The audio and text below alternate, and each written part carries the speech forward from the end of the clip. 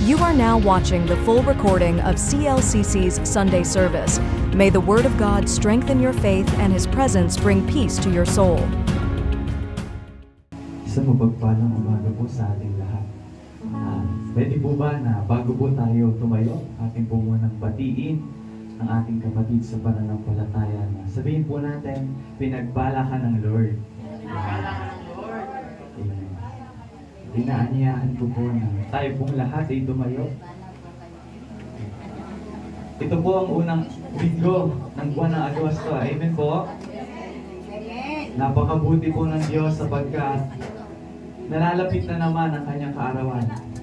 At nananatili tayong matatag, malusog, at malakas. At pinapanatili ng Lord na manatili tayo sa Kanya.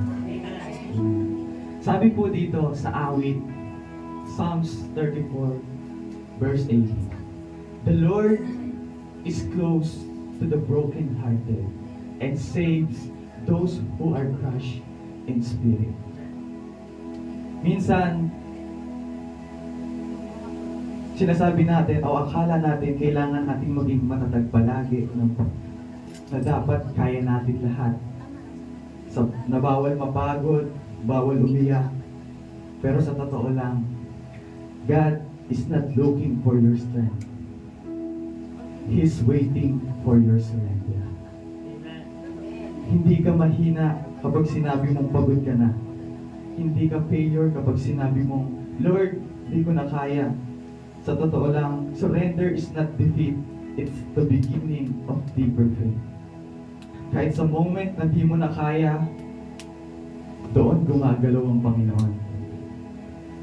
Doon kumikilos ang Lord sa ating mga kahinaan. Kaya sabi sa awitin ito, "Pusong basag ang iniaalay ko sa iyo, Panginoon. Dahil kami ay basag na sa makamundong gawain na ito. Ang puso namin ay nasugatan na, binasag na ng mga kasalanan namin. At alam namin, Panginoon, na kayo lamang po ang tanging makapagbubuo nito." Daghin po natin ang presensya ng Lord na kumikilos ngayon sa ating kalagitnaan. At awitin natin ito ng ating buong puso, buong isip, buong kaluluwa para sa Panginoon. Ialay natin at ilapit natin ang ating sarili na may pagpapakumbaba na inaamin na kailangan natin ang Diyos. Sa bawat patak ng buhay, sa aking kahinaan, sa bawat luhod at panalangin, di mo ako iniwan. Jesus, ika'y nariyan, itataas ang aking mga kamay sa Diyos na mapagod sa ating natunan. O ang alay ko ay pusong basag, nagpapakumbaba sa iyong presensya, maghari ka. Sa lahat ng lubod at panalangin, nariyan ng Panginoon, hindi niya tayo iiwan. Yes, Jesus. Sa bawat tanong ng buhay, suliranin, di maintindihan,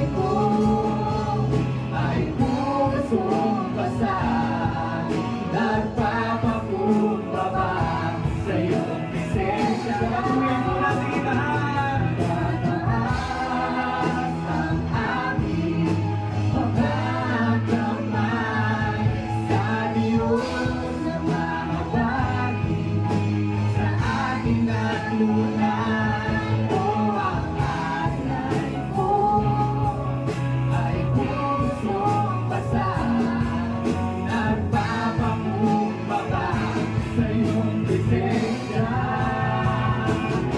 sa iyong yakap. Ako'y di nabibitaw sa iyong tawag. Laman ang puso ko'y ikaw, ginawa mo ang lahat kahit di namin ko sapat. Pag-ibig mo sa akin ay sapat. Ano ka bang nakita mo na sa akin ay ninais mo? Hindi ko'y nakakamit ang pinili mo. Kahit sa madilim kong daan, tinawag ang aking pangalan. Inakil ang kasalanan ko, kahit di kailangan sa'yo nakakap. Ako'y di nabibitaw sa iyong tawag. Laman ang puso ko'y ikaw, ginawa mo ang lahat kahit di man ako tapat. Pag-ibig mo sa akin ay sapat. Ano ka bang nakita mo sa akin ay ninais? Napakabuti mo, Diyos. Di ko sapagkat pinili mo kami, Panginoon, sa kung sino kami. Hindi mo tinignan, O Diyos, yung kasalanan na gawa namin. Tinawag mo kami sa aming pangalan. Kaya hindi na kami aalis, Panginoon, sa iyong yakap, O Diyos. Kahit di kailangan sa iyong yakap, ako'y di nabibitaw sa iyong tawag. Laman ang puso ko ikaw, ginawa mo ang lahat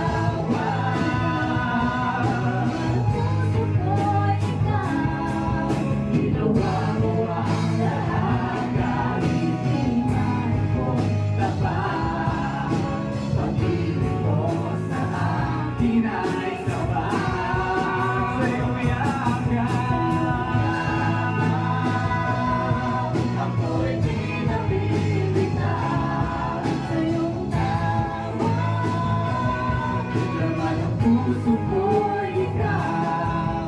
Ginawa mo ang lahat para sa aking kaligtasan.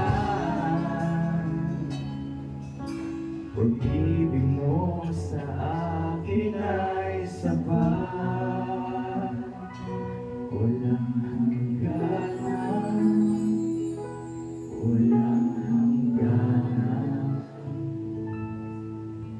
Ngayon, bukas at magpakailanman, aking kasalanan tinapos at binayaran.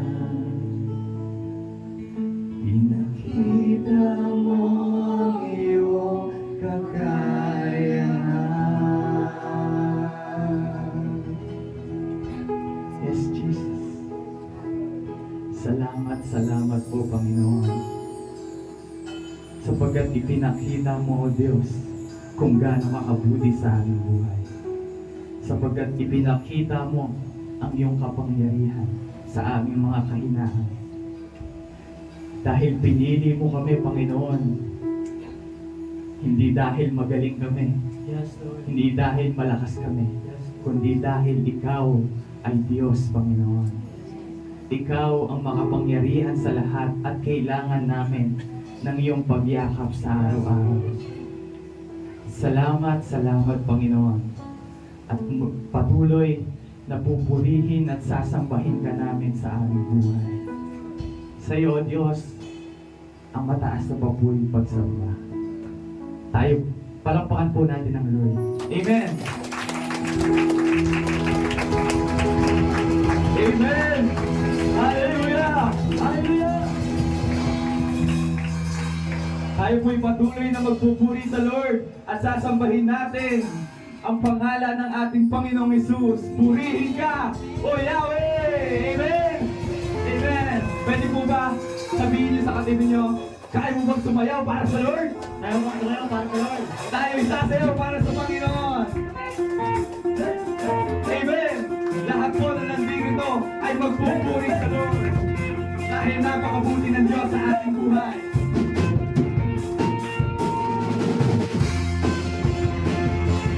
Amen!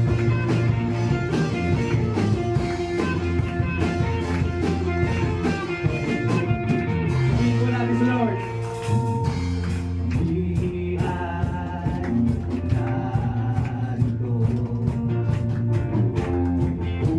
upang sumamba sa'yo. Ang lahat ay loob. Itatanghal dakilang pangalan mo. Isang tungkulin, isang tungkulin. Ako'y isang damdamin, isang damdamin. Kay awitan ang kalat mo'y itataas ko Yahweh. Mga kamay, iwagay-wag, O Yahweh. Ang ating mga paa, ilulugan, O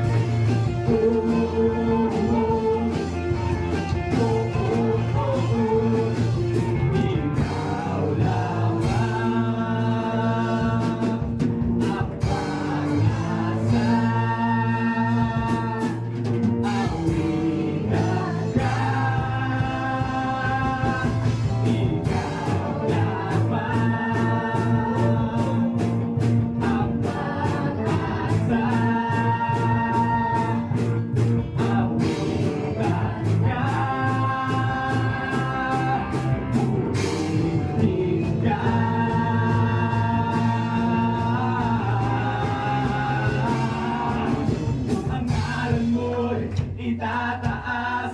Itaas po natin ang pangalan ng Panginoon. Mga kamay, iwagay-way, o Yahweh. Aking pumilundag ang mga paa. Ilulundag, o Yahweh. Purihin si Yahweh. Ito ba? Ang ngalan mo'y itataas, o Yahweh. Mga kamay, iwagay-way, o Yahweh. Ay, ilulundag, o Yahweh. Purihin si Yahweh. Purihin si Yahweh. Purihin si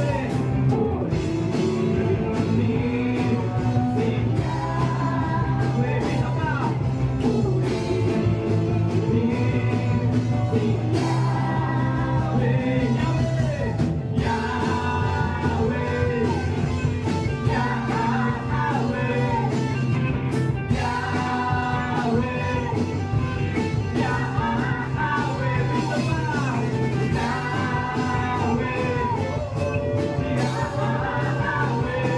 Yahweh. Yahweh. Yahweh. Sa Diyos po, ang mataas na papuring pagsamba. Hallelujah. Ang mensahe po ng Panginoon ay pinamagatan po natin the benefits of Jesus' death. Pwede po ba natin basahin ng sabay-sabay? 1, 2, 3. Yan. Yung verse po, yung book ay mababasa po natin sa Mateo chapter 27 verse 45 to 46. So bago po tayo magsimula ay tayo po muna ay pumikit, manalangin. Hingi po tayo ng gabay sa ating Panginoon. Tayo po manalangin. Nagpapasalamat po kami, Panginoon, sa napakagandang umaga na ibinigay niyo po sa bawat isa po sa amin. Ngayon po, kami po ay makikinig ng mga salita. Dahil Espiritu Santo, humingi po kami ng pagsama po ninyo. Binubuksan po namin ang mga puso at tanggapin po namin yung mga salita ng malaya. At ito po ay bilang pag-alaala po namin sa ikaw po na nagligtas po sa amin, Panginoong Hesus. Samahan po kami sa aming panginig. Ikaw na po ang siyang sumama po sa amin mula po simulan ng matapos. Sa iyo po magtas ko puri pagsamba, in Jesus' name. Amen. Parapakan po natin ng malakas ang palakpakan Panginoon. Ayan po. The benefits of Jesus' death. So kung may Bible po kayo, makipagbukas po kayo sa akin sa Mateo chapter 27, verse 45 to 46. So basahin po natin mula 45 hanggang 56. Sa 45 mula sa tanghaling tapat hanggang sa ikatlo ng hapon ay nagdilim sa buong lupain. Nang mag-aalas 3 na ng hapon, sumigaw si Jesus, Eli, Eli, lema sabachthani, na ibig sabihin, Diyos ko, bakit mo ako pinabayaan? Ito'y narinig ng ilan sa mga nakatayo roon at sinabi nila, tinatawag niya si Elias. May isang tumakbo kaagad, kumuha ng espongha, binasa ito ng maasim na alak, inilagay sa dulo ng isang patpat at ipinasipsip kay Jesus. Sabi naman ng iba, hintay muna, tingnan natin kung darating si Elias upang iligtas siya. Muling sumigaw si Jesus ng malakas at siya'y nalagutan ng hininga. Bigla nahati ang tabing templo, ang tabing ng templo mula sa itaas hanggang sa baba, nainig ang lupa at nabiyak ang mga bato. Nabuksan ang mga libingan at muling nabuhay ang maraming banal na namatay.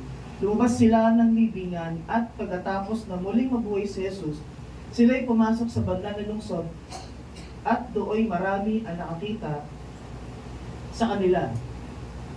Nasindang ang opisyal at ang kawal na nagbabantay kay Jesus na maramdaman nila ang lindol at masaksihan nila ang lahat na nangyari. Sabi nila, tunay na siya'y anak ng Diyos. Naroon din ang maraming mga babaeng nakatanaw mula sa malayo. Sila'y sumunod kay Jesus mula pa sa Galilea at naglibod sa kanya. Kabilang sa kanila si Maria Magdalena, si Maria na ina ni Santiago at ni Jose at ang asawa ni Zebedeo. Magpalain po ng Panginoon ang kanyang mga salita. So nabasa po natin mula 45 hanggang 56 yung before and after na pagkamatay po na ating Panginoong Yesus. Nabasa po natin na may mga pangyayari po dito na tatalakayin po natin bago po tayo pumunta sa benefits ng pagkamatay ni Jesucristo. Na yung pagkamatay po ng Panginoon sa cross ay isang pundasyon po na ating kaligtasan na kung saan ina-express po dito yung pagmamahal ng Panginoon. Naniniwala po ba kayo doon? Si Kristo na pangako sa krus para i-express niya yung pagmamahal niya sa katauhan. Amen? In-express ng Panginoon ang kanyang pagmamahal para sa iyo. Sabihin mo sa katabi mo, para sa iyo. At para sa akin. Sabihin mo sa sarili mo, para sa akin. At sa sakripisyo po ng Panginoon, ay na-receive po natin yung kakumpletuhan ng kapatawaran, ng kasalanan. Ibig sabihin, nung pinako po sa krus, yung pagkakatubos po sa atin at patawad sa ating mga kasalanan ay buo. At ang kanyang dugo ay bumuhos sa krus ng Kalbaryo at naglinis po sa atin sa lahat ng ating mga karumihan. Yan po ba? Kaya dapat po lagi po tayong magalak lagi na tayo bilang isang mananampalataya na meron po namatay para sa atin. No? Na merong namatay na nag-replace sa atin na dapat tayo sa krus ang ipapako, pero sinakripisyo ng Jesus ang kanyang buhay, alang-alang po sa atin. Si Jesus po ay, Jesus died not just to save us, but to call us into a life full devoted to Him, no longer living for ourselves, but for His glory. So namatay ang Panginoong Jesus, hindi lang po para sa Kanya, na natupad na yung Kanyang misyon, kundi dahil po ay maipakita po na tayo po ay makakasama niya pagdating ng panahon. Amen po. At makikita po natin yung kaluwalhatian po ng Panginoon kapag tayo po ay nakasama na niya sa langit. At makikita po natin doon yung kanyang kaninglingan, yung kanyang glory, yung kanyang kabanalan na tayo dapat ay magalak sa pagdating ng araw na po na yun. Amen po. So dapat po ito po yung pinaghahandaan natin bilang mga nampalataya, yung darating na panahon na nasasalubungin po natin ang ating tagapagligtas. Kasi po meron pong second coming, yung tinatawag po. So bago po tayo dumako sa benefits po ng pagkamatay ni Jesucristo, meron po tayong makikita dito na 4 na miraculous event na nangyari. Ano po? Christ's death came with at least 4 miraculous events. Makikita po natin dito, sabi dito ay darkness at the cross, the tearing of curtain in the temple, an earthquake, dead people o mga saints rising from their tombs. Ito po. So, 4 po na miraculous events na nakita po natin dito sa binasa po natin kanina. So, unahin po muna natin yung darkness at the cross.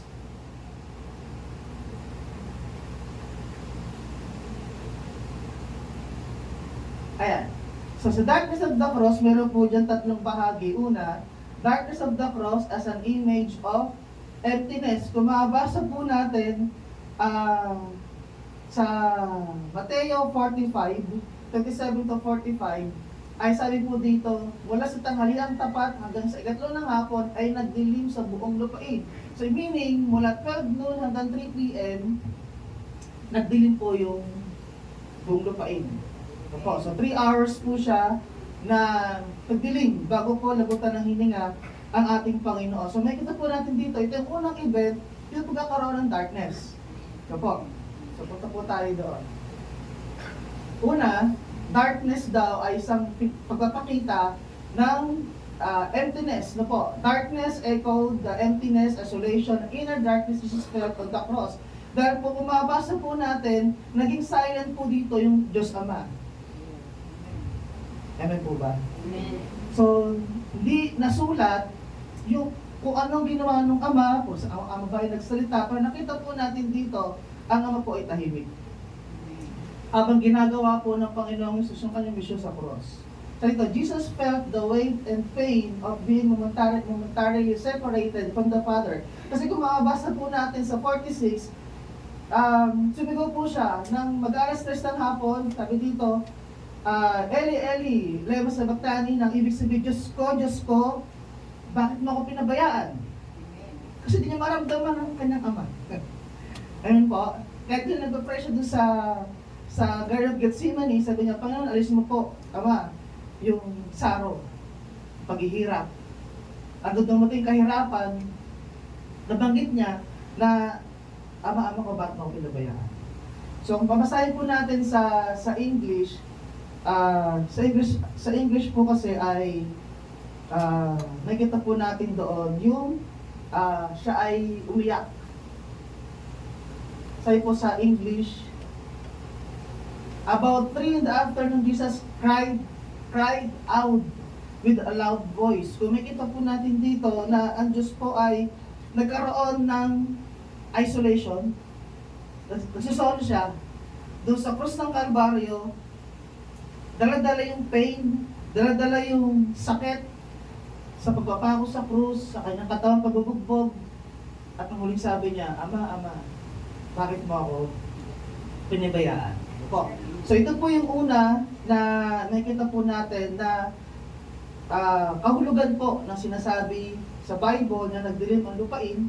Po. At pangalawa po ito, sabi po dito, it seems his faith and trust in God were only things holding him back from falling into the emptiness of that inner darkness. Sa pakiramdam niya kasi siya nagsusolid na lang. Po. Pero pinahawakan po ng ating Panginoong Hesus ang kanyang pananampalataya at pagtitiwala sa Diyos Ama. Amen po. Kaya po, sabi po sa Lucas 23-46,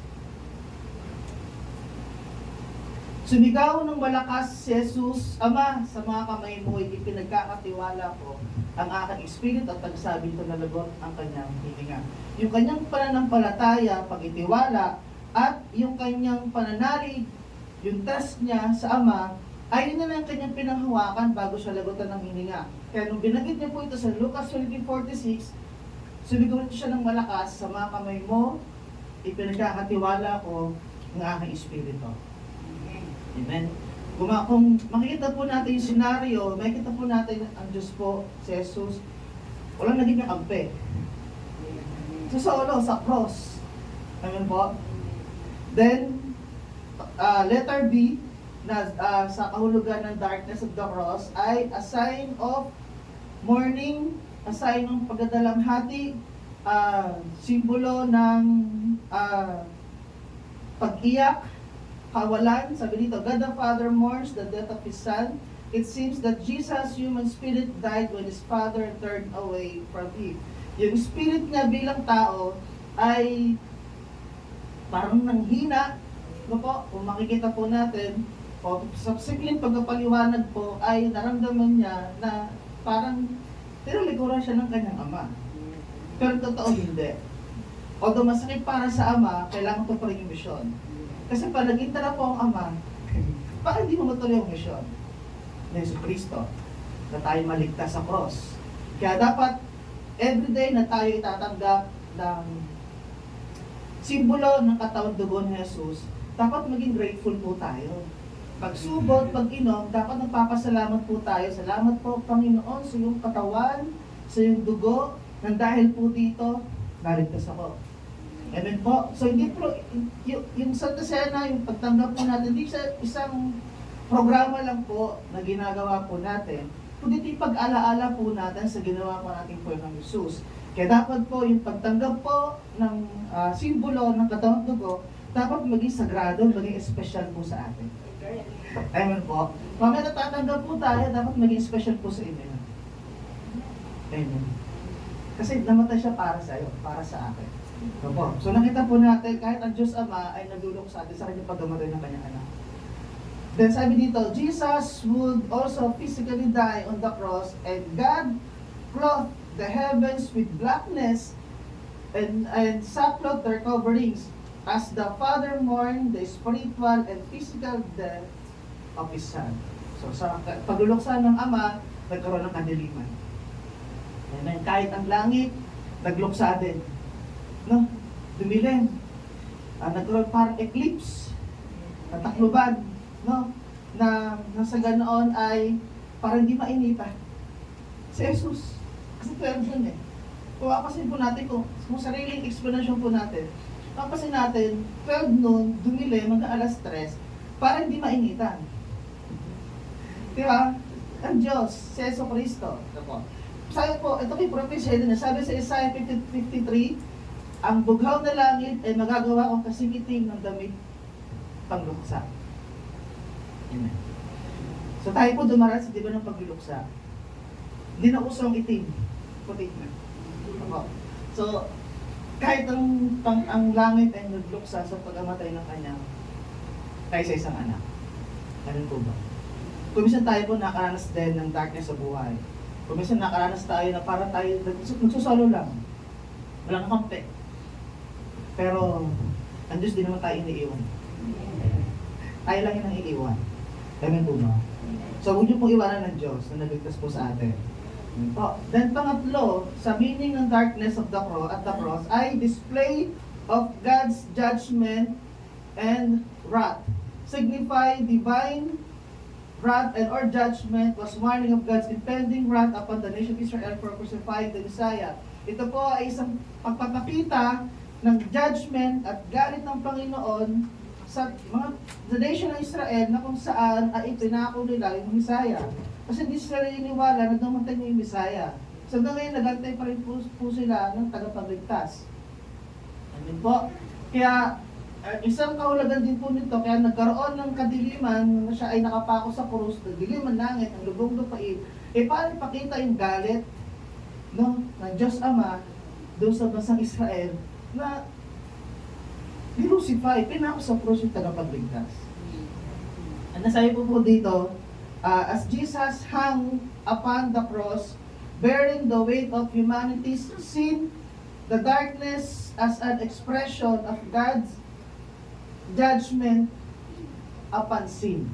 So ito rin po pinapakita po ng binanggit na nagdilim ng lupain, ay pagpapakita po dito ng expression po ng kahatulan ng Panginoon doon sa kasalanan. Amen. Kaya po kung ito po yung mga propesya from Old Testament na kaganapan po ito na. So, sa simula po ng Genesis, makakita po natin doon yung unang propesya na gagawin ng Panginoong Hesus. Kung babasahin niyo po sa Genesis 3:15, nandun po yung unang propesya sa Garden of Eden pa lang, nagbigay na ng propesya si Yahweh para sa gagawin ng Panginoon. So kung may Bible po kayo, basahin niyo po Genesis 3:15, mapasin niyo po doon yung unang propesya ng pagdating ng Panginoon Hesus, kung paano niya tatalunin ang kaaway, paano niya tatalunin sa Satanas, paano niya tatalunin ang kasalanan, ang kamatayan. Amen po. So yung kadiliman na nangyari ay expression po yan ng Panginoon para sa kahatulan ng kasalanan. Paglilinis ng kasalanan. Opo. Then pangalawa po, ay sabi po sa Isaiah 53:6, tayong lahat ay tulad ng mga tupang naliligaw, nagkanya-kanya tayo ng lakad, ngunit ipinataw ni Yahweh sa kanyang kaparusahan, tayo ang dapat tumanggap. So dapat tayo tatanggap ng kaparusahan, pero si Jesucristo ang siyang pumako. Kasi dating kaya dahil sa ating kasalanan.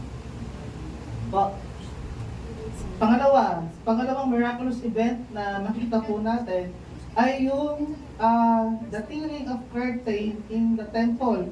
So, ito po yung sa Mateo 25,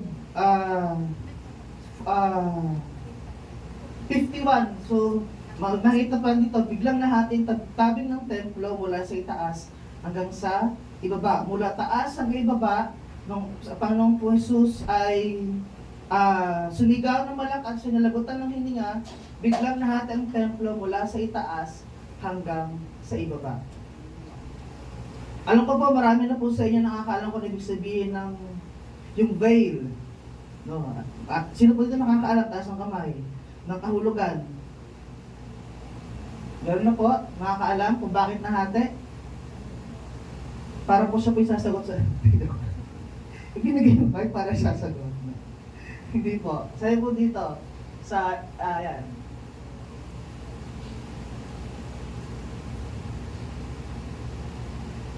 Ayan. Kung gusto mo malaman kung paano ginawa yung curtain, yung tabing ng templo, ayan po yung Exodus 26, then Leviticus 16, dito niyo po nakikita kung paano yung process ng paghahandog para sa kasalanan. Po, so isulat niyo na lang po yan, po, para sabay niyo po. So dito, the theory of the temple veil signified that the separation between a holy God and humanity was no longer a barrier. So po, so nung tabing nahati sa gitna, ito na po ay nagpapakita ng tayo po ay wala ng bakod na makakalapit sa Panginoon. Tinanggal na yon, nasa gula ng iaalay. No?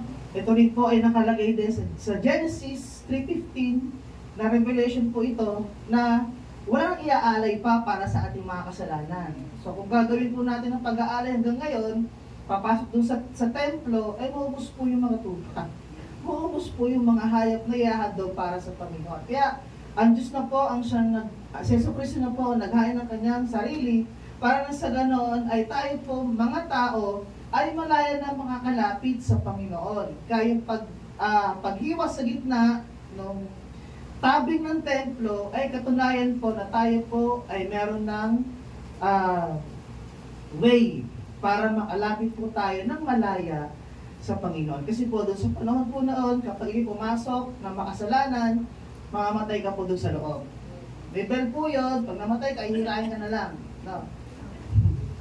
Kapag pumasok ka po doon, may bahid kang kasalanan. So, tinanggal na po yun ng Panginoon at siya na po yung naging alay. Para din na natin gawin yung pag-aalay. Po, nasa ganoon, through Jesus, the way to God was open. Dahil sa pamagitan natin pa ng Jesus, nagkaroon na ng way para tayo ay malayang makalapit sa Panginoon. Kaya nahati po yung tabing. Ito po.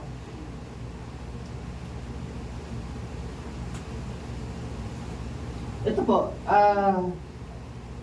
sabi po dito sa 27:51, yan po, yun. Bigyan na natin, tabing templo para sa taas hanggang sa ibaba. So yung dimension po nung tabing ay 60 feet yung height, 30 feet yung lapad, at 4 inches yung kapal. Ito po. So kung aayusin po ito, may 300 na priest para buhatin. Ito po, sobrang taas, sobrang lapad, at makapal. Amen. Pero dahil sa kapangyarihan ng Panginoon, sa presensya ng Panginoon, tinanggal niya na yung tabing. At para tayo malayo na makalapit sa Panginoon. Amen po. Because Jesus died for us, the way is now open to live in God's presence and for Him to dwell in us, making our bodies His temple. Na tayo na nagiging temple ng Panginoong Jesus. Temple tayo ng Banal Espiritu Santo. Kaya yung temple na ito, dapat nating alagaan. Amen? Dahil ang Espiritu ng Diyos ay nanirahan sa templo. Tayo yung templo. Po. Kaya dapat tayo ay umiiwas na, lumalayo na sa pagkakasala. Pangatlo, ang earthquake. So nagkaroon po ng pagyanig ng lupa doon sa nabasa po natin. Sabi nito, nature appears to have responded again when Son of God died as the earth shook. So nag-react po yung earth, nature. Sa pagkamatay po ng Panginoong Jesus, inuga niya umuga yung lupa. Sabi nito, the stones were in a sense of crying out. Kasi makita po lang dito, nababasa po natin, yung bato po ay nag-split. Nahati. Yung bato. Ito po. So kahit yung bato ay sumisigaw, umiiyak sa pagkamatay ng tagapagligtas, umiiyak dahil namatay ang naglikha sa kanila. Kaya nagkaroon ng bindol. Ito po, the stones were in a sense, this wasn't just a spiritual event, but it was so powerful that even creation responded. So lahat ng creation nagluksa nung namatay ang Panginoon. Ito po. Then nakita po natin dito sa Matthew 27:54, sa English po ito, sabi po dito, so when So when the centurion and those with him who were guarding Jesus saw the earthquake and the things that had happened, they feared greatly, saying, "Truly, this was the Son of God." So nagkaroon po ng paglindol ng ang Diyos po ay nalabutan ng hininga, nagulat yung mga nagbabantay. Nagkaroon sila ng matinding takot sa nangyaring paglindol. At doon nila nabanggit, sabi nila, "Truly, this was the Son of God." Amen.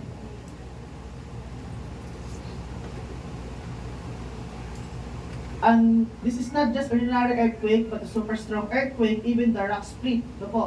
An earthquake they're never seen in their life, never seen in the whole nation. So ibig sabihin, nung nagkaroon ng matinding paglindol, ito siguro yung pinakamalakas na paglindol na kanilang naranasan sa kanilang buhay.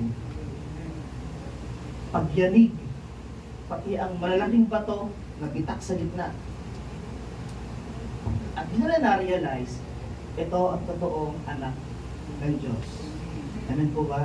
Then pang-apat, dead people o yung mga saints rising from their tombs. The rising of a few and not all of the saints shows that Jesus' power to resurrect, but also points forward to the second coming and judgment of Jesus Christ. So kung babasahin po natin sa 52 to 53 sa Mateo, binasa po natin kanina, nabuksan ang mga libingan at muling nabuhay ang maraming banal na namatay. So nung namatay po ang Panginoon, lumindol, nabuksan po ang mga libingan. Lumabas sila ng libingan pagkatapos na muling mabuhay si Jesus, sila'y pumasok sa banal na lungsod at dooy marami ang nakakita sa kanila. So ito po yung miraculous event na nangyari ay nabuksan ang libingan, muling nabuhay maraming banal na namatay. Amen? At yung, hindi po lahat, no po, karamihan, no po. At lumabas sila sa libingan, tapos bago umakit ang Panginoong Hesus, nagpakita pa yung ilan doon sa lungsod at marami nakakita sa kanila. Amen po. Sabi po dito sa Isaiah 66:19, ngunit muling mabubuhay ang mga anak mong namatay, mga bangkay ay gigising at aawit na may galak kung paano ang hamog sa lupa ay nagpapasariwa, ang Espiritu ng Diyos ay nagbibigay buhay. So ito po yung propesiya sa lumang tipan na ganito po yung mangyayari sa pagkamatay ng ating Panginoong Hesus. Then, sabi po dito, what we do know is that they appear in Jerusalem, the mother city that had rejected Jesus, as proof of His victory. So nung nagpakita po ang ilan sa mga nabuhay mula doon sa libingan, doon sa lungsod, ay parang papakita po dito ng proof na nagkaroon ng katagumpayan ng ginawa ng Panginoong Hesus. Sa book lang po ng Mateo, nakikita po natin itong verses na to. Pero sa Lucas, and sa ibang four gospel, di po ito makikita. Ito po. At after na lumabas po yung mga muling nabuhay mula doon sa libingan, hindi na po nabanggit kung saan sila napunta. Amen? Kung basta niyo po yung pababa ng Mateo 27, di na po nabanggit kung saan napunta yung mga muling nabuhay na namatay ng mga banal. Ang iba na sasuggest, ito daw po, na pagka-akit na Jesus sa langit, ay sumama na daw po ito pakyat. At marami na po nagsasabi na sila po ay nabuhay ulit, naging pansamantala, at namatay, at hintayin nila yung dakila, yung sa uli, yung pagbubuhay ulit sa uli. Po. So walang nakakaalam po yun. Mga suggestion lang po yun. Pero sa nabasa po natin, walang binanggit si Mateo kung saan napunta yung mga nabuhay na maraming banal na namatay. Posible daw pag-akat ni Jesus, sumama na rin sila. So ito po yung sinasabi na katunayan na magkakaroon ng pagbabalik ng Panginoon. Na lahat ng mga banal na kasama-sama para papurihin ng Diyos sa lubungin ng ating tagapagligtas. So, yan po yung apat na miraculous event na mabasa po natin sa Mateo 27. Ano po? Naintindihan niyo po? May sulat po ba natin? So, yung mga verses po na wala yung talata dyan, basahin niyo na lang po sa Bible. Ayan. So, dako po tayo ngayon sa benepisyo ng pagkamatay natin pa ng Jesus. So, meron po tayong lima dito na pag-uusapan. Unang-una, sa benepisyo po ng pagkamatay ng ating Panginoong Yesus ay the forgiveness of sins. Alam na natin ito, na kaya namatay ang Panginoong Yesus para sa ating kapatawaran ng kasalanan, para tayo maligtas.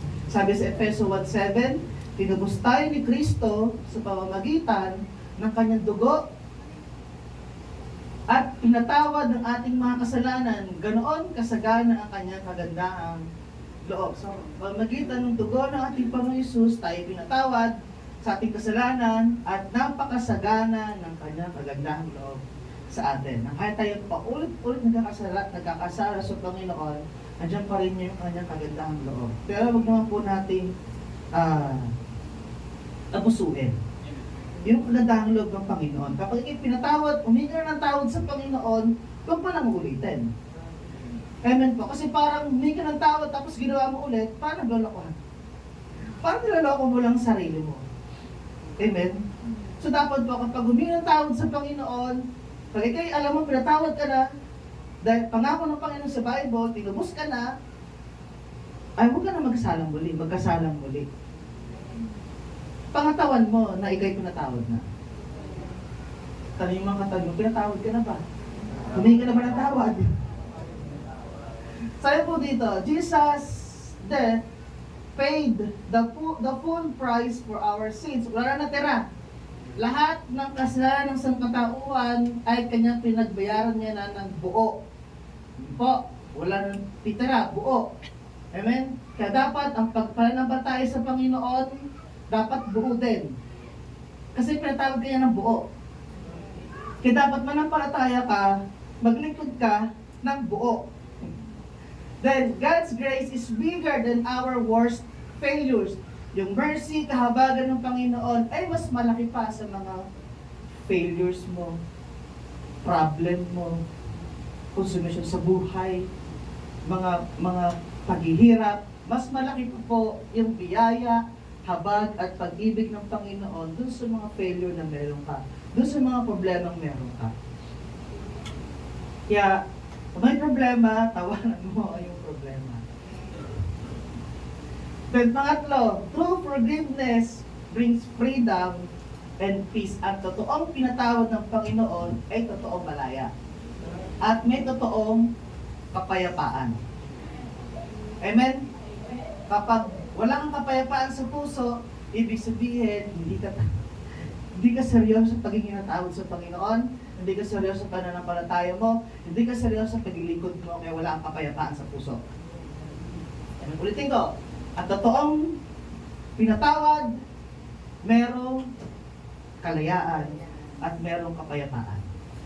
Kahit magulo ang paligid, payapa ka. Kasi alam mo, may nagmamahal sa'yo. Ang kailangan natin gawin, tanggapin ang kapatawaran, at yung kapatawaran na yon, i-extend natin sa iba. Ano ibig sabihin nito? Kung pinatawad ka ng Diyos, magpatawad ka din. So yung sa katabi mo, pinatawad mo na ba ako? Sorry na.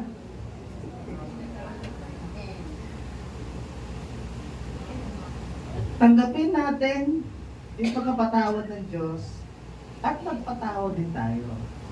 Kasi hindi ka magkakaroon ng peace of mind kapag meron kang di napapatawad. Amen po ba? At wala kang kalayaan. Lagay na lang maano sa puso mo, ines, yung galit. Amen po. Kaya ang totoong pinatawad, merong kalayaan at kapayapaan. Yun po yung ginawa ng Panginoon sa atin. Yung forgiveness of sins sa cross. Binayaran niya ng buo. Po, next, pangalawa, justification by faith. Sabi po sa Roma chapter 5 verse 1, kaya ngayon itinuturing na tayong matuwid dahil sa pananampalataya natin sa ating Panginoong Jesucristo. Meron na tayong magandang relasyon sa Diyos. Tayo ay justified, itinuring na matuwid, pinapaging ganap ng Diyos sa kanyang harapan dahil sa ating pananampalataya sa Panginoon. So, meron tayong magandang relasyon. Kung meron kang magandang relasyon sa Panginoon, araw-araw kang tutuwirin ng Panginoon. Kung meron kang magandang relasyon sa Panginoon, Araw-araw kanyang pagsasabihan. Araw-araw niya kukumpitin. Mali ang ginagawa mo. Nang sa ganoon ay araw-araw maging matuwid yung ating pamumuhay. Ang tanong, ano po yung magiging respond po natin? Ano po yung magiging reaction po natin kapag tayo tinutuwid ng Panginoon? Tayo ba'y magtatampo? Tayo ba'y magagalit? Tayo ba'y maiinis? Wala tayong pakialam. Ano po? So dapat kung tayo tinutuwid ng Panginoon, tanggapin natin. Kasi ang gusto niya tayong lahat maging matuwid sa harapan niya. Kasi wala nang papasok sa langit ng marumi, ng pasaway, ng matigas ang ulo. So po, kaya dito pa lang po, inaayos na po tayo ng Panginoon sa pamamagitan sa kanyang mga salita na tayo ay naging matuwid lagi sa kanyang harapan. Although mahirap, pero sa tulong ng Espiritu Santo, napaprocess po yung ating buhay papunta doon sa pagiging matuwid. Na maging makita tayo ng Panginoon na maayos yung ating buhay sa harapan po niya. Kapag meron kang magandang relasyon sa Diyos. Pero kapag wala kang magandang relasyon sa Panginoon, na kahit anong pagsaway sa'yo, hindi mo papansinin. Kasi wala kang magandang relasyon. Kumbaga, ikaw yung pasaway na anak. Sa tigas na ulo na anak. Kapag sabihin ng magulang, hindi na sumusunod. May sariling desisyon, may sariling kalay, may sariling will na gusto niyang gawin. O, sabi po sa English, sa Roma 5:1, therefore, having been justified by faith, we have peace with God through our Lord Jesus Christ. Sabi naman po sa Roma 5:9, yamang sa pamamagitan ng kanyang dugo, tayo ngayon ay napawalang sala, lalong tiyak na maliligtas tayo sa puot ng Diyos. Kung di dumanak ang dugo ng Panginoon sa cross, yung puot ng Diyos ay nasa atin. Amen. Kaya sabi po dito, sa pamamagitan ng kanyang dugo, tayo ngayon ay napawalang sala. Lalong tiyak na maliligtas tayo. Yun yung pangako nung yung pagkamatay ng Panginoon Jesus. Pangako niya sa atin, hindi tayo kapapukatan ng Diyos dahil ang kanyang dugo ay dumaloy at napawalang sala tayo. Sa lahat ng tatanggap sa Panginoong Jesucristo, ganito yung mangyayari. Mawawala sa Kanya, maliligtas siya sa puot ng Diyos. Ano po? So ito po yung magandang pangako po sa atin ng Panginoong Jesus kung siya ay namatay. Ito yung benepisyo ng kanyang kamatayan. Kaya pag tinanggap po natin yung Diyos, pasalamat po tayo. Lord, salamat sa dugo mo. Napawalang sala ako dito. At ligtas ako sa puot mo. Sa parusa mo. Amen po. Kaya dito, justification by faith is another way of saying we are not justified by our works. Ano po ibig sabihin nito? Hindi tayo pinapawalang sala sa ating justification by faith is another way of saying we are not justified by our works. Hindi tayo pinapawalang sala dahil sa ating mabubuting gawa. Hindi sa mabubuting gawa, hindi sa pagiging mabait, hindi sa pagiging mapagkawang gawa, maalalahanin, no, pagiging mabait, hindi doon nakikita na ikay pinapawalang sala, kundi sa pamamagitan pala ng palataya. Amen po. Dahil sa pananampalataya mo, pinapawalang sala ka ng Panginoon at doon lalabas yung mga kabutihan, pag-ibig, yung bunga ng Espiritu Santo lalabas po doon. Hindi dahil sa mabuting gawa tayo naligtas. Hindi sa mabuting gawa tayo ay pinapawalang sala. Hindi po yun. Dahil mabait ka, malaki magbigay ng offering sa church, hindi po yun. Amen? Kundi dahil sa ating pananampalataya sa Diyos. Ang tanong, lahat po ba dito may pananampalataya sa Diyos? Taas ang kamay? Amen. Kaya po dito, we are declared righteous because of Christ. Tayo ay dineklara na matuwid na dahil sa ating Panginoong Jesucristo. No more condemnation for those in Christ Jesus. Ang mga naka Jesucristo, wala nang kapurusahan, no, hindi na may yung puot, hindi na ibibigay sa kanya ng Panginoon. Our salvation is secure. Amen? Kapag si Jesucristo ang naging sentro ng iyong pananampalataya, ang salvation mo ay secure. Hindi siya shaky, kundi totoo ang salvation na meron ka kapag meron kang tamang relasyon sa Panginoon. Amen. Kapag meron kang tamang relasyon sa Panginoon, hindi ka, mauuga ka lang pero hindi ka mabubuwal. Amen po. So kahit lumindol ng 8.8, so makatayo pa din. Po. So ito po dapat yung gawin natin, mamuhay ka ng may lakas ng loob, kumpiyansa sa kaligtasan binigay sa iyo ng Diyos. Araw-araw dapat mayroon kang kumpiyansa at lakas ng loob. Pinatawag na ako ng Panginoon, kaya kasalanan, hindi kita kailangan. Amen po, dapat meron tayong tibay ng loob, lakas ng kumpiyansa. Daligtas na tayo Daligtas tayo ng Panginoon sa biyaya ng Diyos. Kaya tayo naligtas. Kaya, pag andyan yung kasalanan, tukso, ay, tabuhin. Hindi ka kailangan sa buhay ko. Hindi ka parte na aking pagiging Kristiyano. Amen po ba?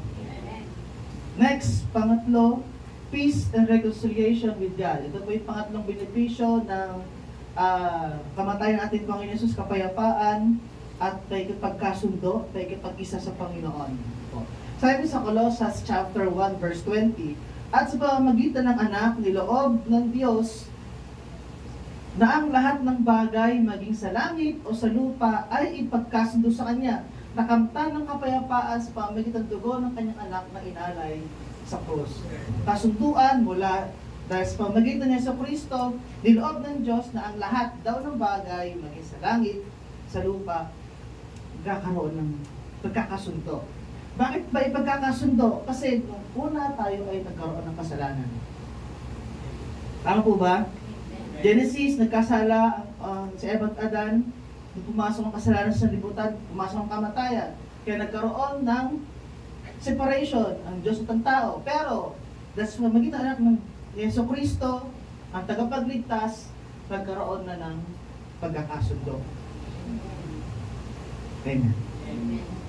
So, masarap po maging Kristiyano. Amen. Kasi po, dahil meron tayong komunikasyon sa Diyos Ama, sa Kanyang anak, at sa Banal Espiritu Santo. Ano po? So, nung tayo makasalanan pa, wala pa yung reconciliation. Pero nung simula nung binaba mo yung sarili mo, may kinatawag sa Panginoon, nagkaroon ng reconciliation. Pinagkasundo ka na ng Panginoon Jesus, ikaw at ang Diyos Ama. Pinagkasundo ng Panginoon Jesus. Ang Diyos ang mediator, nasa gitna. Ama, humingi ng tawad si Pedro. Patawarin mo po siya. Amen? Ito, since separated us, Jesus reconciled us. Tama po. Ang sin nakapagpahiwalay sa atin, pero si Kristo nakapagkasundo para sa atin at sa Ama. We are no longer enemies of God, but His friends. Hindi tayo kaaway, kundi tayo ay kaibigan ng Diyos. Hindi lang kaibigan, tatay, tropa. Di ba? Tawag bro Bro. Po, pero kailangan na ito pang yung pagrespeto, paggalang. Po, pangatlo, peace with God brings inner peace. Kapayapaan na gagaling sa Diyos ay merong kapayapaan. Sa pinakaloob mo may kapayapaan. So mamuhay tayo araw-araw na merong pakikipag-ugnayan sa Diyos Ama na nasa langit.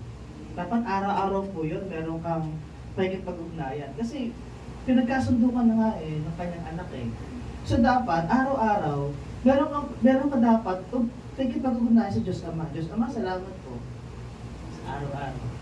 So dapat lagi po i-acknowledge ng Diyos Ama sa ating panalangin, sa ating araw-araw na buhay. Kasi dahil sa kanyang anak, pinagkasundo tayo. Amen. Diba masaya po ang buhay kapag nagkasundo. Amen. Pang-apat, victory over sin and Satan. Sabi sa Hebreo chapter 2 verse 14, dahil sa mga anak na tinutukoy niya ay tao, naging tao rin si Jesus at tulad nila ay may laman at dugo. Totoo po yun. Si Jesus ay 100% na tao, 100% na Diyos. Ginawa niya ito upang sa pamamagitan ng kanyang kamatayan ay mawasak niya ang dyablo na siyang may kapangyarihan sa kamatayan. So, winasak niya ang kamatayan, ang dyablo, na siya may kapangyarihan sa kamatayan. Kaya tayo pong lahat ay may kalayaan na. Sabi dito, Jesus' death broke the devil's power. Yung kapangyarihan ng Satanas, sinira niya. Kaya wala nang karapatan sa'yo ng dyablo. Yun nga lang kung gusto mo pa rin sa kanya. Ang tanong. Yan po. Dapat wala na. Amen? We no longer live under fear or bondage. Hindi na dapat tayo namumuhay sa takot. Takot na mamatay, no? Takot mawalan, no? Takot sa maraming bagay.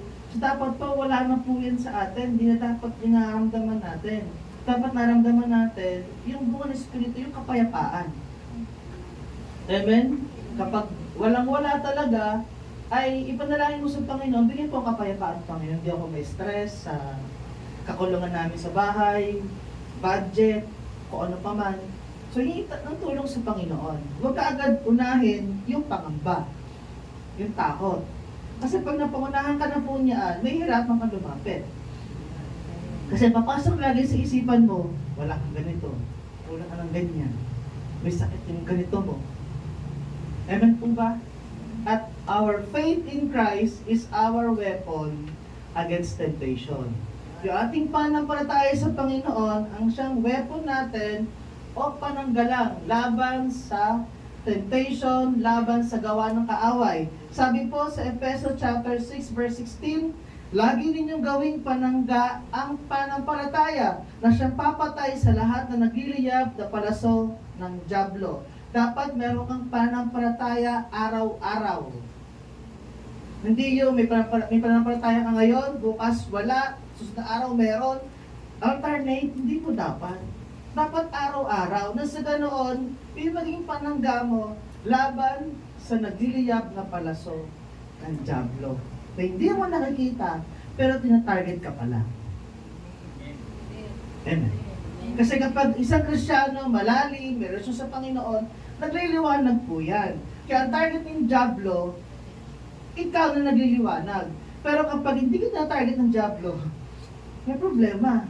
Baka wala ka ng liwanag.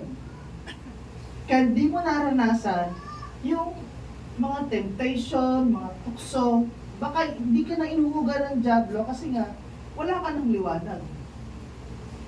Napunti ka na. Amen po ba? Kaya sa lahat ng mga mayroong pananampalataya sa Panginoon, tayo ang target. Kaya dapat dalhin lagi natin yung pananampalataya. Amen? Panangga po natin. Ang kining mo ang tagumpay sa pamamagitan ng dugo ni Jesus araw-araw. Pray, family. Sakit, anuman, wala kang karapatan sa aming bahay. Amen po.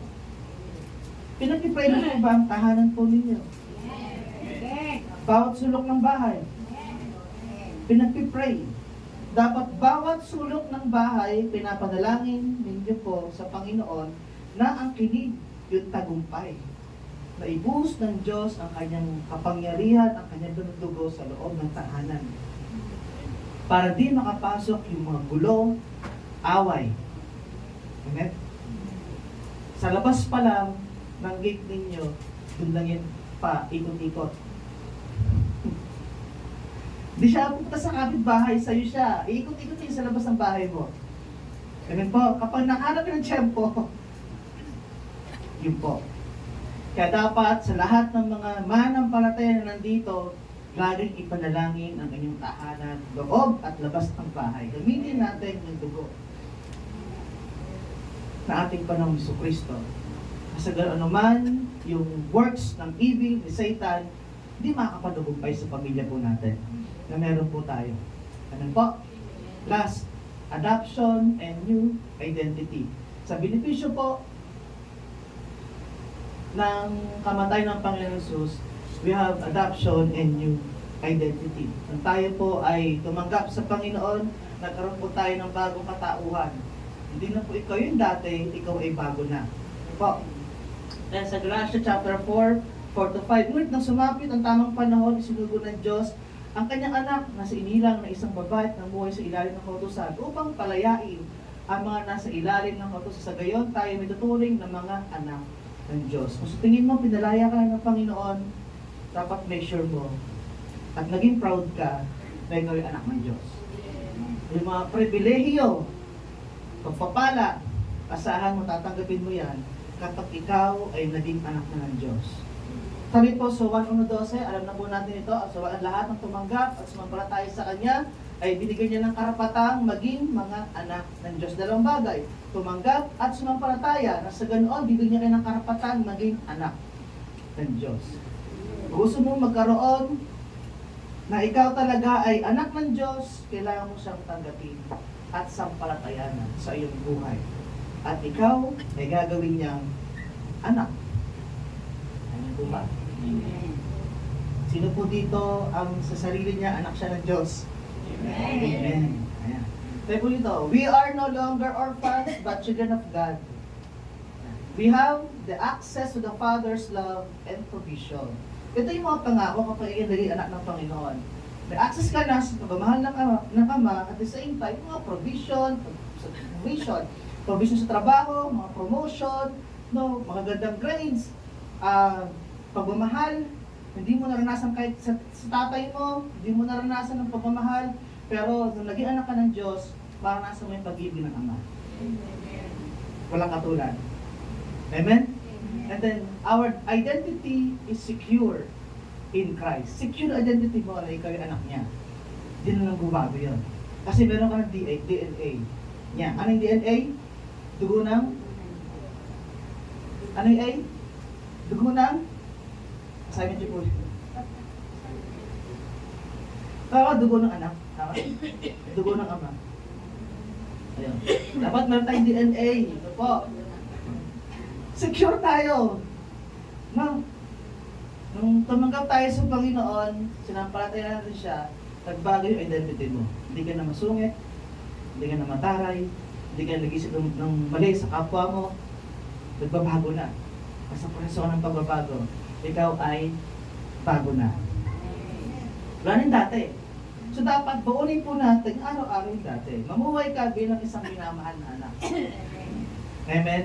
Hindi bilang isang taong malayo sa Diyos.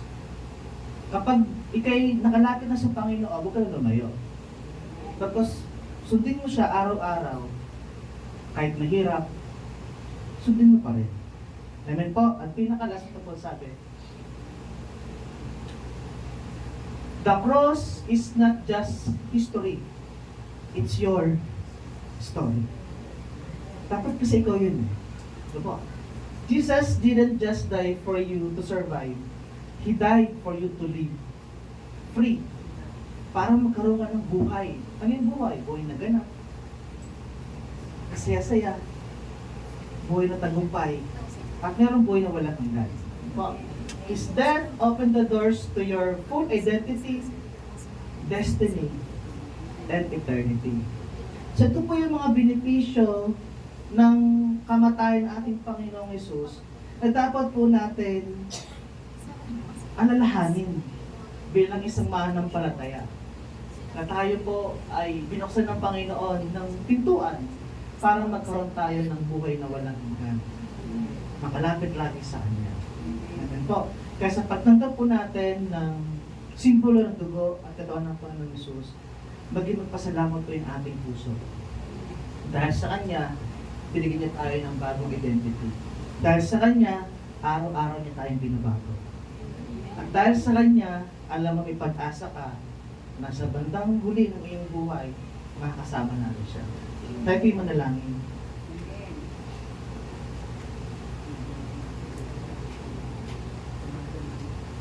Manalangin po tayo ng pagpapasalamat po sa Panginoon ngayong umaga. Ipag-pray po natin yung ginawa ng Panginoong Hesus sa ating buhay.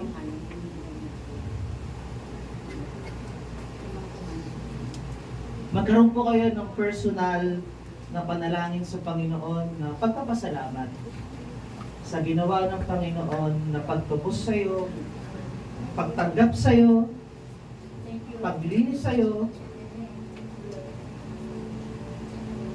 na kahit araw-araw ka nakagawa ng pagkakamali, araw-araw kang humihingi ng tawad, araw-araw kang pinapatawad ng Diyos. Kaya itong oras po na ito po yung oras ng pagpapasalamat po natin sa ginawa ng Panginoon sa cross ng Kalbaryo na dapat ikaw ang nandoon. The cross, hindi lang siya history, kundi ito yung istorya ng buhay mo.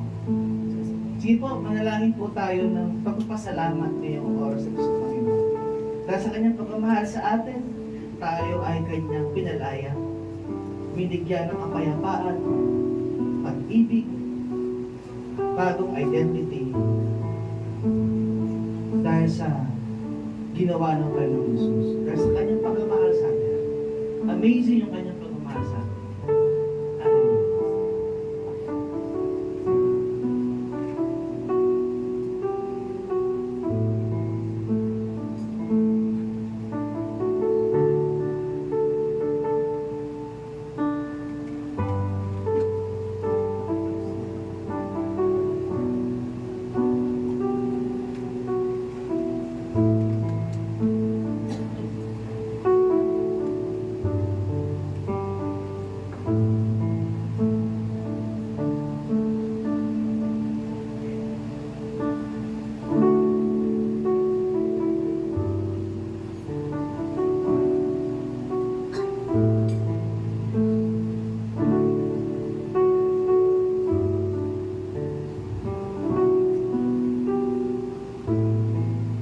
Nagpapasalamat po, Panginoon, aming mga puso sa ginawa mo sa krus para sa akin, sa amin lahat. Salamat po dahil kami pinalaya, tinanggap, pinatawad, at pinahal. Kaya, Panginoon, kami pasimula na araw-araw po namin kalalahanin, araw-araw po kami magpapasalamat sa ginawa mo pagpapalaya po sa amin mula sa bondage, pagkagapos, sa kasalanan. At salamat po sa pagmamahal na araw-araw mong pinaparanas po sa aming mga buhay. Pagmamahal sa akin, sa aking pamilya, sa aking mga mag-anak, sa aking mga kaibigan. Salamat po, Panginoon, dahil hindi mo kami sinusubukan. Salamat po, Panginoon, sa gabay. Salamat po, Panginoon, sa katapatan mo sa aking buhay. Sa mga pagpapala, kagalingan na amin natanggap, maraming salamat po. Salamat po, Panginoon. Ligin niyo po ang panalangin ng iyong mga anak, Panginoon, ngayong umaga. Panalangin ng pagpapasalamat sa ginawa mo, Panginoong Jesus. Aming Ama, salamat din po sa pagbibigay mo po na iyong bugtong na anak na si Jesus para sa amin lahat. Papasalamat din po kami ng Espiritu Santo dahil ikaw po ang siyang gumagabay, sumasama po sa amin, nagtuturo po sa amin, nagsasalita po sa amin kung ano po dapat namin gawin. Masaya po ang aming buhay pananampalataya dahil sa pagmamahal niyo po sa amin. Kahit di kami karapat dapat kami minahal po, Panginoon. Maraming salamat. Salamat po sa iyong mga salita ngayong umaga. Salamat po sa benepisyo, Panginoon, ng iyong kamatayan. Dadalhin po namin ito habang kami nabubuhay. Sa paglabas po namin mamaya, ngiti sa aming mga labi ang nakikita dahil kami ay minahal mo, pinalaya, at tinanggap mo bilang iyong mga anak. Salamat po, Panginoon, sa iyo namin ipinagkakatiwala ang aming buhay, aming pamilya, ang lahat ng kapaligid po sa amin. Ikaw na po ang bahala sa amin. Sa iyo namin ipinagpapasalamat ang lahat sa pangalan ni Jesus. Amen.